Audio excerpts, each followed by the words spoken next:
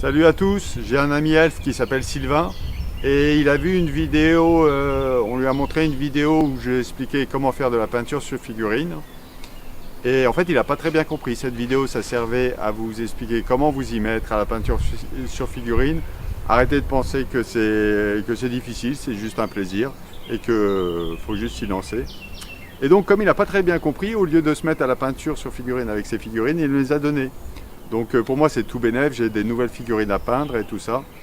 Donc cette vidéo c'est pour vous montrer le résultat. Voilà, petite dédicace à Christine, merci encore. Allez, on voit ce que ça donne. Donc voyons voir ce qu'il y a dans cette boîte de Carac quand on l'ouvre. Voilà. Donc on retrouve avec 6 héros. Et vous voyez, alors je vous le dis tout de suite, cette vidéo n'a absolument pas pour but d'expliquer des règles, mais voyez que chaque personnage a des compétences un peu propres. Et en fonction de ça, ça donne différentes façons de jouer pour chacun des 6 héros. Voilà.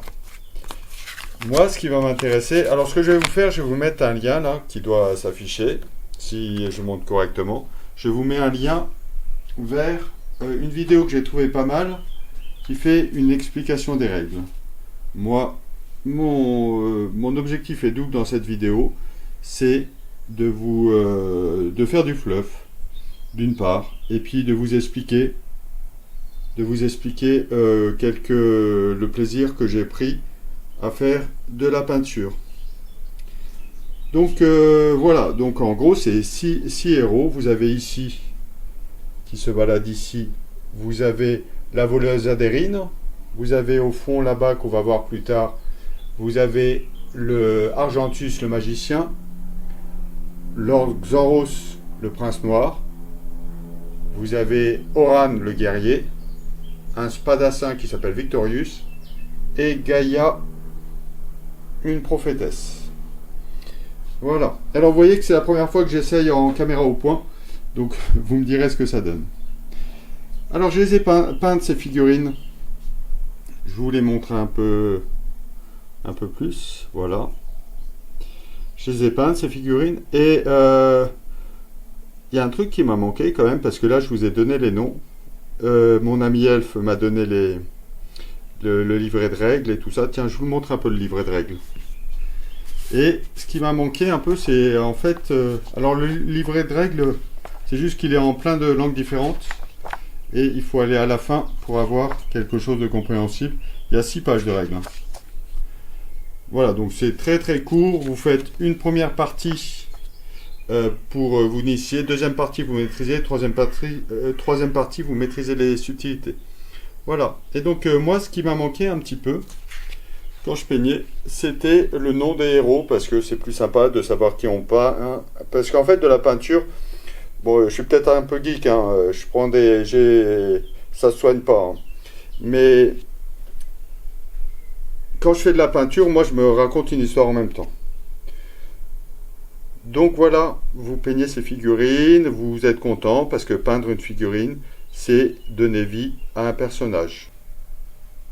Après avoir filmé, je me suis rendu compte que j'avais oublié de préciser quelque chose d'assez important quand même. Donc voilà.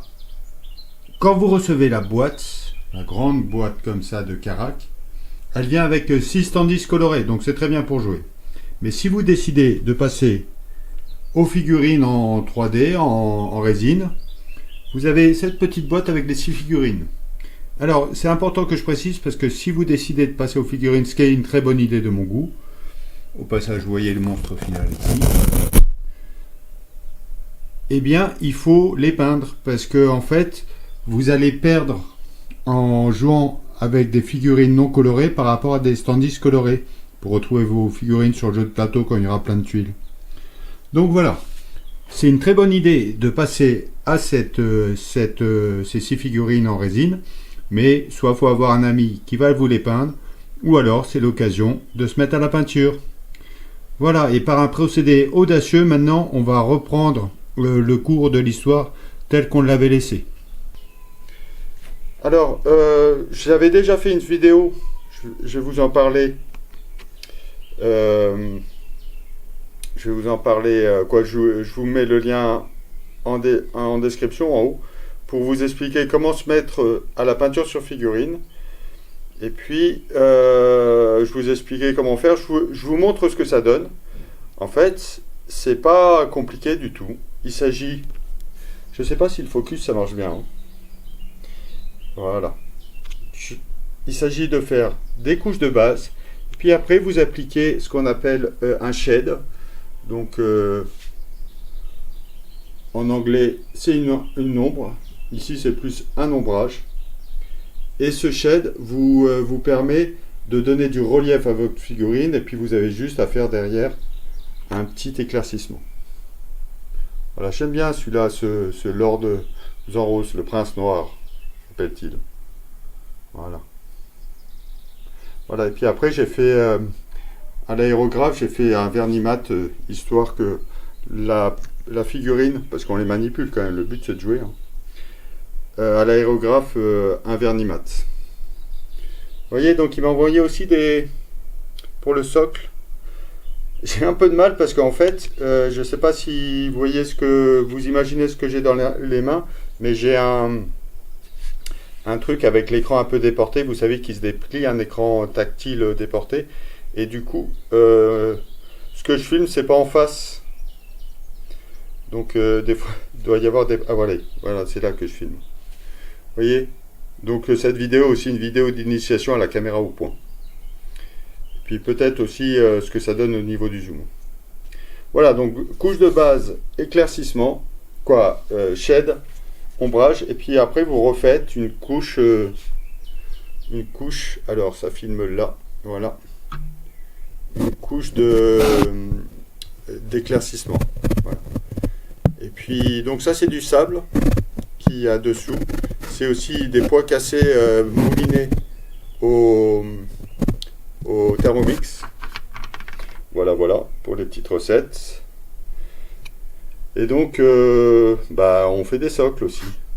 On fait des socles qui ont un côté sympa. Voilà.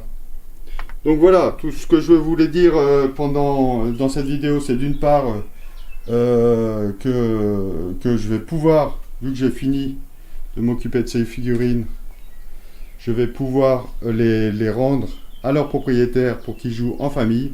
C'est un super jeu en famille, hein. Vous jouez avec des enfants de 6-7 ans, ça passe très bien. Hein. Voilà. Et puis, encore une fois, vous dire, lancez-vous dans la peinture sur figurine, c'est cool. Surtout si vous aimez vous raconter des histoires, donner naissance à un personnage, c'est super cool. Je vous mets en description aussi 2 liens sur vraiment des chaînes YouTube qui sont spécialisées dans la peinture sur figurine et puis vous aider à franchir le pas. Voilà.